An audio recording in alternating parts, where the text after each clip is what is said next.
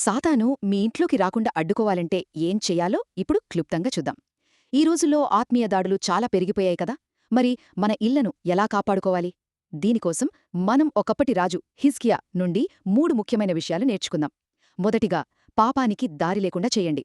హిజ్కియా రాజు తన నగరాన్ని శత్రువులు చుట్టుముట్టినప్పుడు వాళ్లకి నీళ్లు దొరక్కుండా చేశాడు. చాలా తెలివైన ప్లాన్ కదా. మన జీవితంలో కూడా పాపం అనేది సాతానికి బలాన్నిస్తుంది. ఎఫెసీలకు రాసిన పత్రిక 4వ అధ్యాయంలో చెప్పినట్టు కోపం, అబద్ధాలు, చెడ్డమాటలు ఇవన్నీ అపవాదికి అవకాశమిస్తాయి. అందుకే ఆ పాపపు ఊటల్ని పూర్తిగా ఆపేయాలి. రెండవది, మీ బలహీనతల్ని సరిచేసుకోండి. హిజ్కియా పడిపోయిన గోడలన్నిటినీ మళ్లీ కట్టించాడు. మన ఆత్మీయ జీవితంలో కూడా అంతే. ఎక్కడైతే మన ప్రార్థన జీవితంగాని, విశ్వాసంగాని బలహీనపడిందో అక్కడ మనం దాన్ని మళ్లీ కట్టుకోవాలి. ప్రవక్త ఏలియా పడిపోయిన బలిపీఠాన్ని బాగుచేసినప్పుడు దేవుని శక్తి ఎలా బయటపడిందో గుర్తుందా? మన పశ్చాత్తాపమే మన ఆత్మీయ గోడల్ని మళ్లీ కడుతుంది. ఇక చివరిగా, మీ కుటుంబాన్ని బలపరచండి. హిజ్కియా ఒక గోడ కట్టి ఊరుకోలేదు, దాని బయట ఇంకో గోడ కూడా కట్టించాడు. అంటే డబుల్ ప్రొటెక్షన్ అనమాట. దీని అర్థం మిమ్మల్ని మీరు బలపరుచుకోవడమే కాదు, మీ కుటుంబాన్ని కూడా ఆత్మీయంగా కట్టాలి. ఇంట్లో ఒక్కరికన్నా ఎక్కువ మంది ప్రార్థన చేసేవాళ్లుంటే అది సాతాను దాటలేని రెండో గోడలాంటిది.